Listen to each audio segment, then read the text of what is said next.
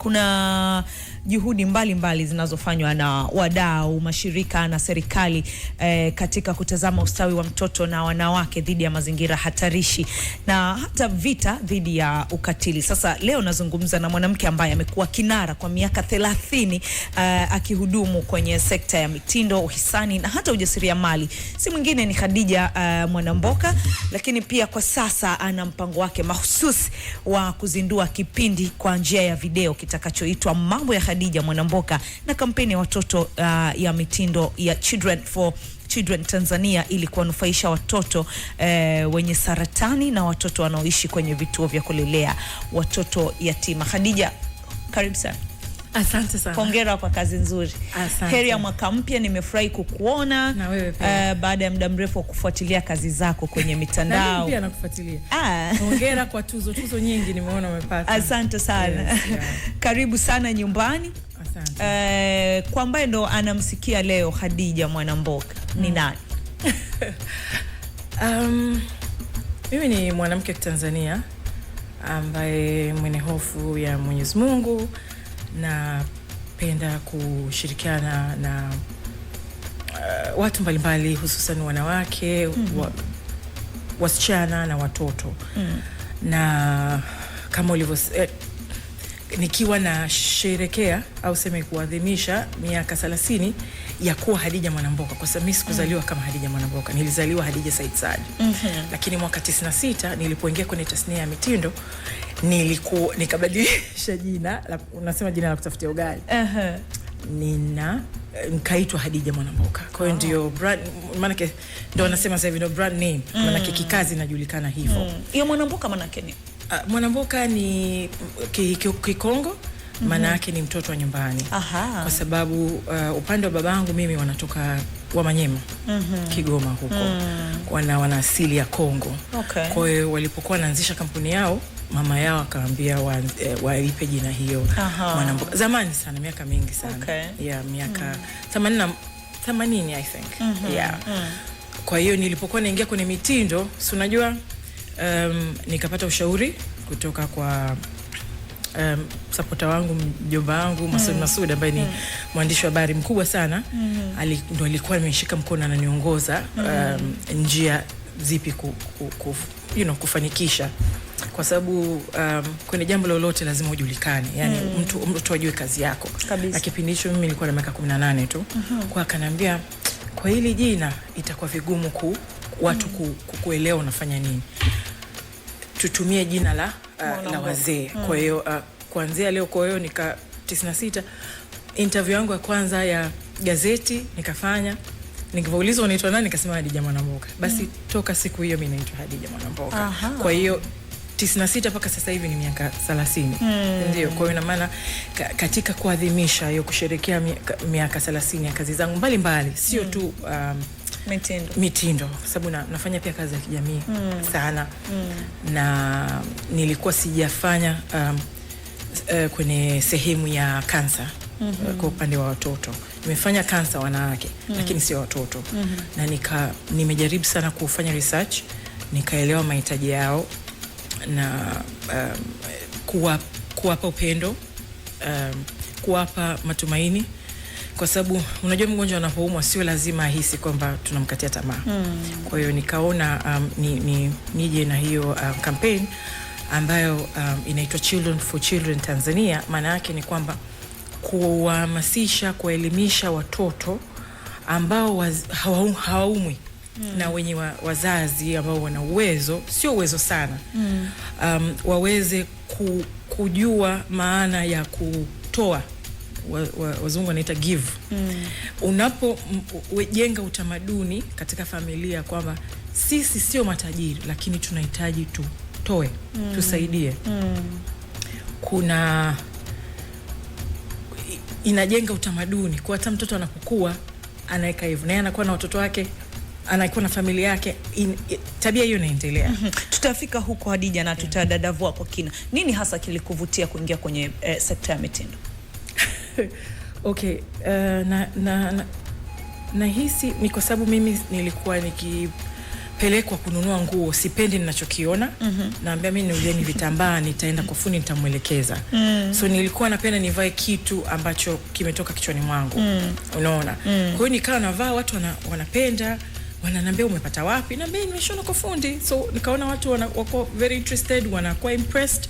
Nikasema mimi nikimaliza shule hiyo, ni kwa form 4, mimi nitaingia kwenye mitindo. Lakini ilikuwa unajua ni kitu kipya, kuna internet, kuna mtu anajua, kuna nini. Na mimi nasoma sana magazeti ya mitindo sana. Kwa hiyo ndio ilinisaidia. Kwa sababu kama nakwambia hakuna internet. Kwa miaka 30 ambayo umekaa kwenye tasnia, ukijulikana kama Khadija Mwanamboka, umefanya masuala ya mitindo, umefanya masuala ya wanawake, umefanya masuala ya watoto, makundi muhimu sana kwenye jamii. Na sekta ya mitindo ni sekta muhimu sana kwa sababu ili mtu bwana uonekane, hata kutengeneza brand, watu wataangalia unavaa vipi. Umejifunza nini kwa miaka hii 30? Nimejifunza mavazi sio tu kupendeza. Mavazi yanamfanya sio mwanamke, mtu yoyote, hata kina baba. Siku amevaa shati jipya, hata kamwendo kanabadilika. Yani confidence inakuja, unaona? Mavazi yanampa mtu faraja, kujiamini.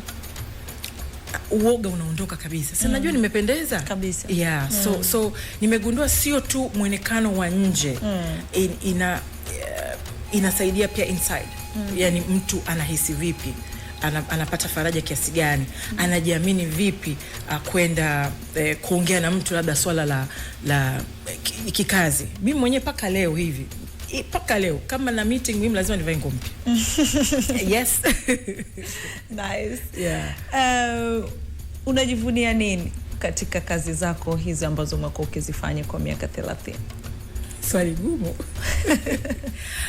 Kwa kweli najivunia ninaweza kutumia kipaji changu kuwaunganisha watu mbalimbali.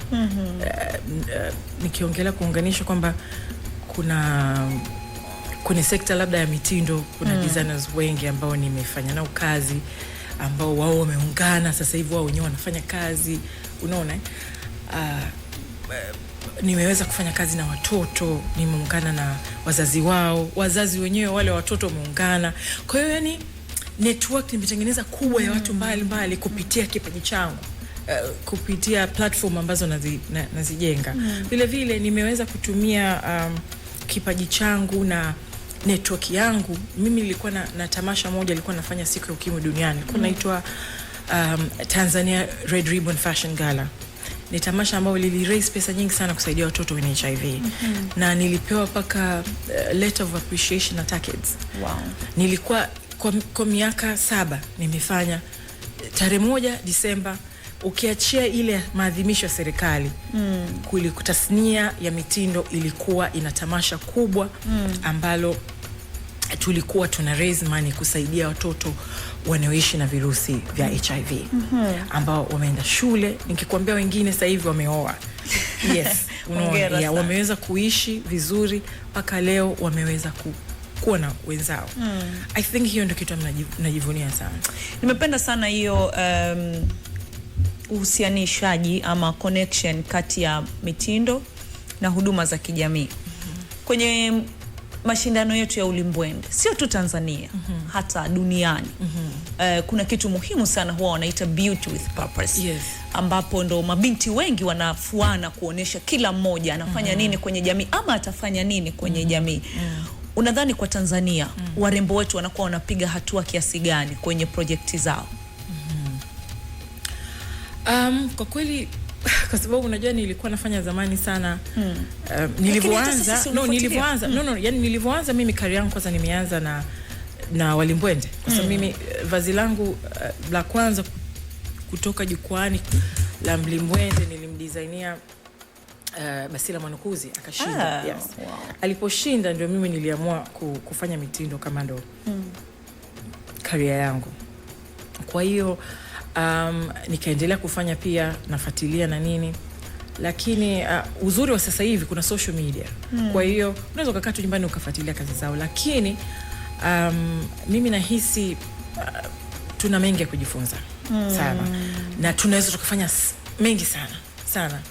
Kwa sababu unajua nikupe mfano. Rihanna ni mwanamuziki, sawa?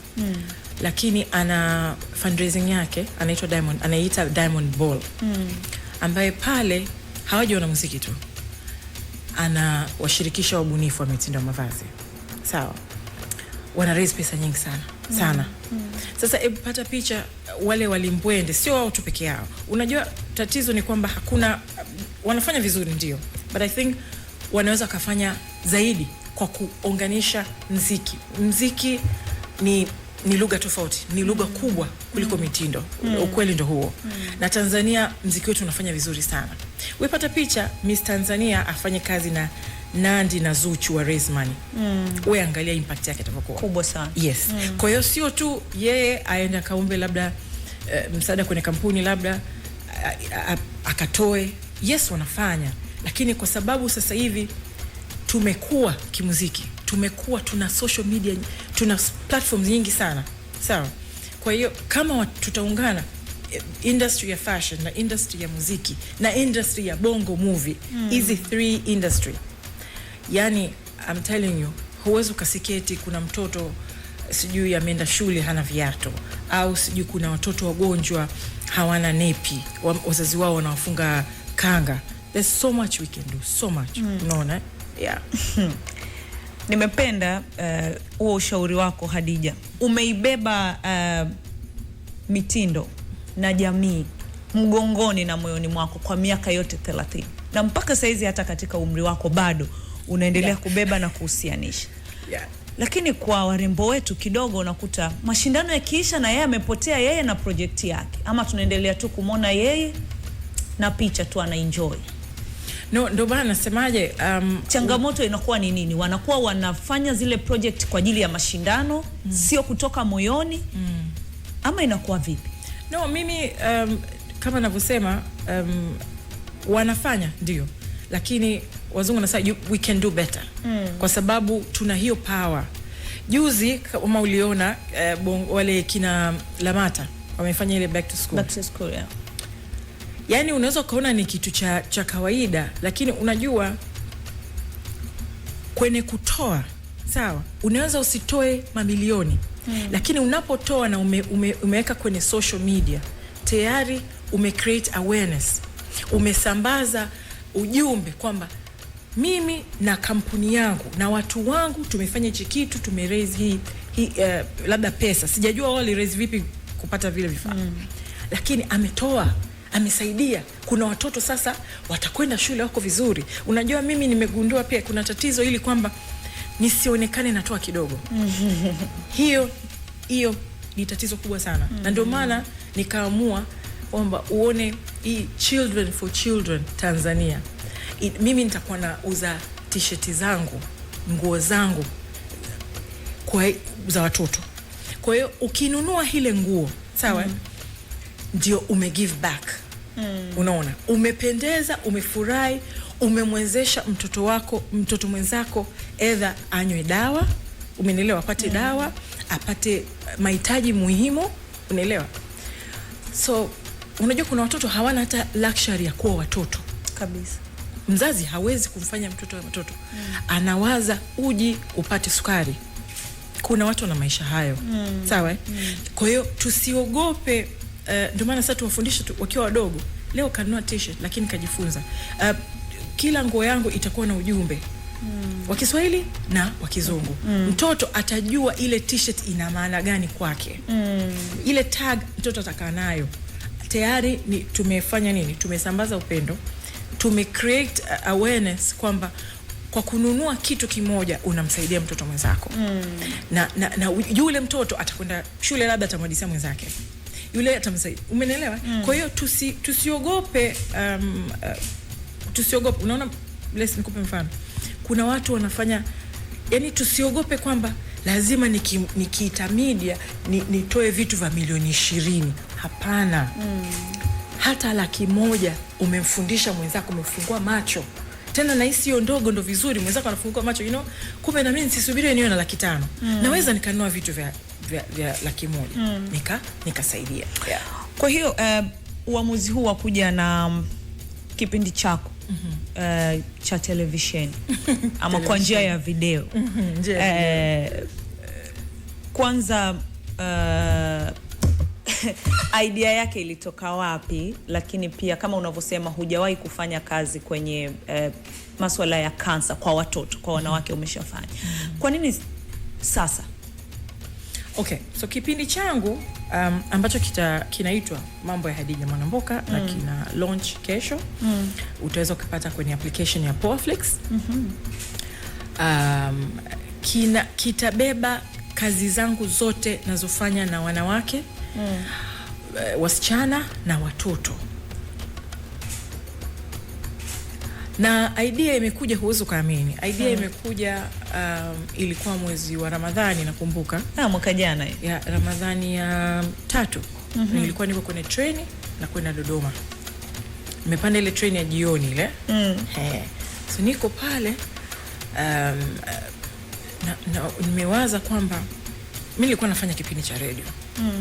Lakini radio haionyeshi kazi zangu. Yaani pale ndo nikakaa nikafikiria kwamba video neno lako kuongea, nikifanya kipindi cha video nitaweza kufanya kazi na jamii ambayo nafanya nao kazi, na kwa pamoja tutajifunza, na vile vile watu wengi ambao wananitazama wataelimika kwa kuona kazi zangu, kwa sababu kwenye radio sio rahisi kuona. Unaona? Kwa hiyo ndio nikaamua kwamba nije na hicho kipindi. Na kwa nini kinaitwa Mambo? Kwa sababu ni mambo tofauti. Leo mambo tofauti, inshallah tuombe uzima. Nitakualika na wewe. Asante sana. Yani nitakuwa na vishughuli vidogo vingi. Nimefurahi kusikia hiyo ufafanuzi wa mambo, maana nitaka nikuulize. Kwa nini mambo? Kuna tofauti gani kati ya mambo ya Hadija Mwanamboka na vitu vya Hadija Mwanamboka? Okay, vitu ni bidhaa zangu. Ni bidhaa zangu. Ambazo ni vyakula mbalimbali. Kashata, visheti, vitu hivyo, vitu vya Hadija. Lakini mambo ya Hadija ni mambo yake, yani fashion show, yuko na watoto. Ana project na wasichana, utaiona. Ana project na kina mama, utaiona. Ninapanga inshallah nije na event yangu ya kwanza ambayo itaitwa Wanawake Moto 2026. Yes. Tuandalia mambo mengi bwana. Yes, yani hiyo ni ya kwanza inshallah. Na uzuri au ubaya wa event zangu, sitouza tiketi. Unachotakiwa kufanya ni unifollow, DM kwamba unataka mwaliko. Lazima uwe na mwaliko. Kwa hiyo naomba wanifollow Hadija Mwanamboka pale Instagram. Wanitumie ujumbe kama watapenda, ni wa register kwenye database yangu. Nitakuwa natoa mwaliko kwenye shughuli zangu mbalimbali. Na inshallah Mungu akipenda, event ya kwanza itakuwa mwezi wa 3 mwishoni. Kipindi chako kitakuwa na muda gani? Ili nikiweka bando pale kwenye Poaflix nijue nakaa nusu saa nikadirie. Swali zuri sana. Kipindi changu kitakuwa cha nusu saa. Kwa sababu mambo hayataki kuwa marefu. Usichoke, upate hamu ya ni weekly program. Itakuwa nakuja kila wiki. Siku gani? Alhamis. Japo tunazindua Jumamosi, lakini kitakuwa Alhamis, na inshallah baadaye kitakuwa kwenye Mambo TV, kwenye Kingamuzi cha Star Times. Okay. Najua umeshazungumza kiasi kuhusiana na kile ambacho unatarajia kukileta kwenye jamii, lakini wewe kama wewe, ni matokeo gani ambayo unatamani kuyaona, impact gani ambayo unatamani kuiona baada ya kipindi chako kuruka? Okay. Kwanza kwa kweli, unajua kama unavyojua, hii ni field mpya kwangu. Yani kutoka kwa sijui mbunifu, sijui vitu vingine, ni kitu kipya sana kwangu kabisa. Lakini nilisema kama nataka niache legacy yangu, ni hivi vitu ni vitakaa milele. Video sitakaa milele. Na navyoona watoto kaka yangu ndo wako very excited kuliko hata mimi mwenyewe. Kwa hiyo naona ni legacy nzuri mimi kuiacha. Na uhakika na naomba nitaacha legacy nzuri ambao watu watajifunza, mazuri watayachukua, mabaya watayaacha, kwa sababu binadamu hujakamilika kabisa. Na kama nilivyokuambia, kwa kuanzia hiyo ya mwezi wa 3 inaitwa event inaitwa Wanawake Moto 2026. Sawa. Ni kama movement, yani mwanamke ashirikele step alokuepo, unaona. Alafu nina sasa umeniambia ninatamani kuona nini. Hashtag yangu ya kwanza ni kwamba kujifunza. Ninaomba na ninategemea, ningependelea mwanamke ameondoka pale amejifunza. Sawa. Kwa sababu kipindi changu pia kina segment ya afya. Kina segment ya biashara, ujasiriamali. Yeah, tuna watu ambao wanazungumzia kuwekeza, kusave vitu mbalimbali ambao inahusiana na fedha, kuweka akiba na vitu kama hivyo. Alafu hashtag ya pili inasema kuburudika. Mimi ni mtu wa fashion. Mambo yangu hayawezi kwenda kinyonge nyonge. Kwa hiyo lazima kuburudika. Kwa hiyo lazima watoto wafurahi, unaona. Ya 3 inasema kujenga mahusiano. Kwa kizungu ni networking. Nimegoogle hiyo. Nimejua kama ukisema kujenga mahusiano. Ndio kama nimekuambia. Unakutana pale na mbunifu mavazi na muuzaji vitambaa. Tayari ile ni network kabisa imejenga pale. Unakutana na muuza vipodozi na makeup artist pale. Utakutana. Kwa hiyo lengo langu ndio hivyo, tujenge mahusiano. Na mimi kila event ninajenga na mahusiano. Kila event simu yangu inajaa contacts za watu. Kwa hiyo inshallah ningependa hivyo vitu vitatu tufanikishe. Unadhani kipindi hiki kitakuwa ni chachu kiasi gani katika kuleta mabadiliko kwenye makundi haya maalum, hususan changamoto wanazopitia, magonjwa kama unavyosema, malezi kwa watoto, lakini ukatili kwa wanawake na watoto? Nahisi kitaleta hata mabadiliko kwa sababu nitaongea na watu ambao alipitia hizo changamoto na sasa hivi amezivuka. Na maisha yake ameyabadilisha. Kwa sababu hakukubali kuwa chini, hakukubali kuanguka kwake ndio mwisho wa maisha yake. Kila mtu anapitia changamoto. Umeelewa? Nikupe mfano. Mimi mwaka jana sikufanya shughuli yoyote. Sawa? Nilipitia changamoto ya kiafya, nimegundulika na ugonjwa miguuni mwangu unaitwa arthritis. Unaona? Kwa hiyo lakini huwezi kuamini, nilifikiria wazo la hiyo kipindi, sikukifanyia kazi. Nilivyokuwa nimeambiwa sasa, Hadija, unabidi miezi 6. Yani you take it slow, movement ziwe chache, kunywa hizi vitamins, medication ili mifupa iimarike. Pale nilipokaa kitako kwamba naamka asubuhi inabidi ni rest, sasa ndio nimeambiwa ni rest. Pale ndio nilipoamua kulifanyia kazi wazo la mambo ya Hadija Mwanamboka. Pale ndio nilipokwenda na nimekwenda na Gongo kufanya meeting yangu mimi. Moja, kupata support. Umeelewa? Kwa hiyo mfano huko kwangu mimi mwenyewe sikuacha ile ugonjwa kwamba okay, this is it, nikae miezi 6 nisitembee na nini. Sasa nifanye kitu ambacho hakitohitaji movement sana, lakini nifanye jambo. Na hivyo alhamdulillah kesho kipindi kinaruka. Hongera sana. Imekuchukua muda gani kukamilisha kila kitu mpaka kesho mambo yanaenda kutokea inshallah? Unaongelea maandalizi mpaka kupata hiyo connection na Powerflix. Sio jambo rahisi. Kitu kimoja nikwambie, mimi ni mbishi. Yaani utapokea simu yangu, utatafuta njia nyingine ya kukupata, ni ukuone sura yako.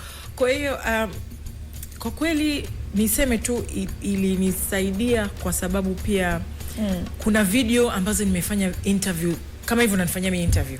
Ina maana video itabaki. Kwa hiyo mtu japo sina video ambayo inaonyesha mimi namhoji mtu.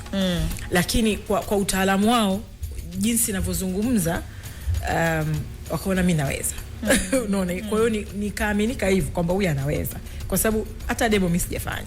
Unaona? Nilionyesha tu video na of course idea zangu zote nimezeka hivyo, nataka kwa kuna segment hii, nataka hivi, nataka vishughuli vidogo, wanawake hivyo. So everything kiko pale, unaona? So as a content mtu anaona mbele, anaona hichi ni kitu kizuri, unaona na tukaanza kushoot July, tulianza kushoot July. Kwa hiyo nikawa na shoot sasa so far, because lazima uwe na vipindi vya almost miezi 3 ndio kipindi kiweze kuruka. Wala siamini nimeweza kushoot. Alafu nikagundua pia kitu nilikuwa najua, kwa sababu nikienda kwenye interview za TV inachukua muda mrefu kuliko na ndio maana ilinifanya nisifanye television muda mrefu. Sikuwa interested kabisa kufanya television. Mimi napenda sana radio kwa sababu napenda muziki.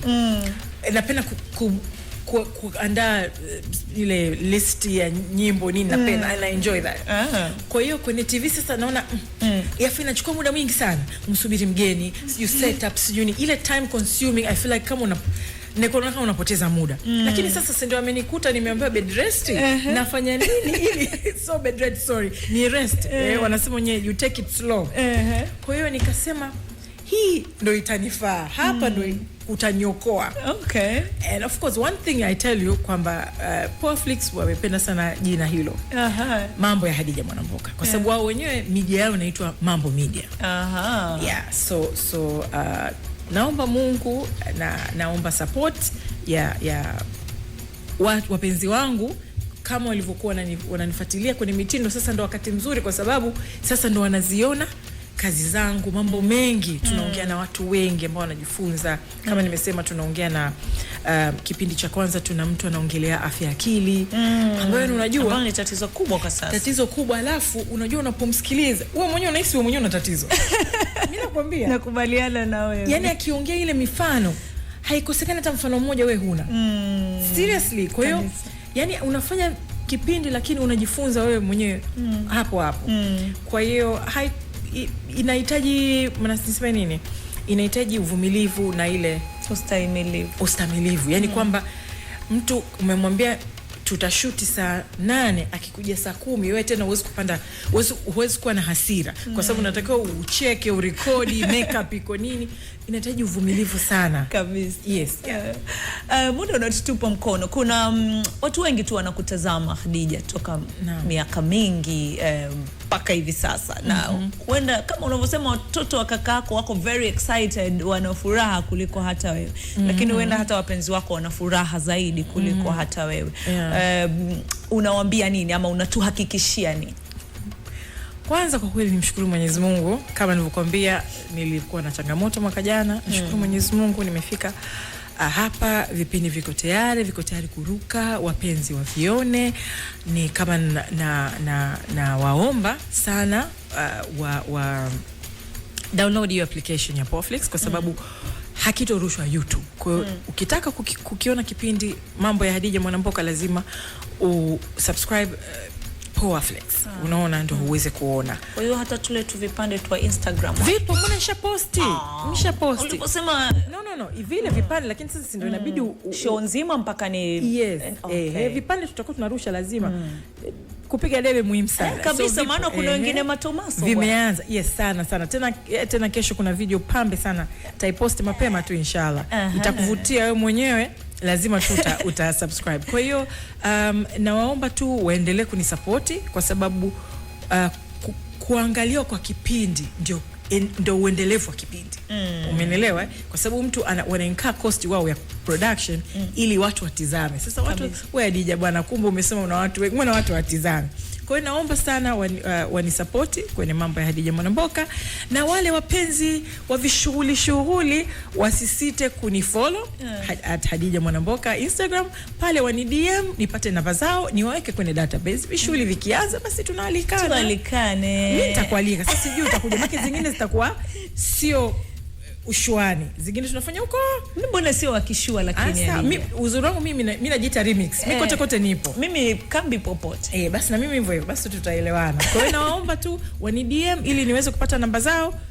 Vishughuli vikisha kaa sawa tunaanza kualikana kwa pamoja, tuburudike, tujifunze, tujenge mahusiano kupitia Mambo ya Khadija Mwanamboka. Kabisa. Kwa wale ambao wako kwenye sekta ya mitindo, wategemee pia kupata tips za kutengeneza project zao za sana. Nimefanya vipindi viwili na kwenye hivi. Nimefanya vipindi viwili na madesigners wawili ambayo ni Kiki Kiki Fashion nimefanya na shoe designer. Vipindi vizuri sana. Yani kama mtu ni designer akiviona vipindi atajifunza mambo mengi sana. Tumeongelea vitu deep. Yes. Sawa. Hadija, asante sana na kutakia kila la heri. Mimi pia nimefurahi kuona kwamba unarudi kwa kishindo kabisa.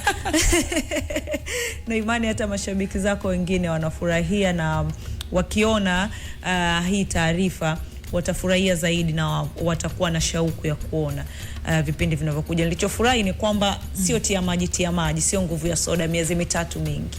Kwamba tayari na vipindi vya miezi mitatu. No, yani vikianza kuruka nitaendelea. Na maanisha kwamba tuna assurance ya miezi mitatu ya kwanza. Lazima.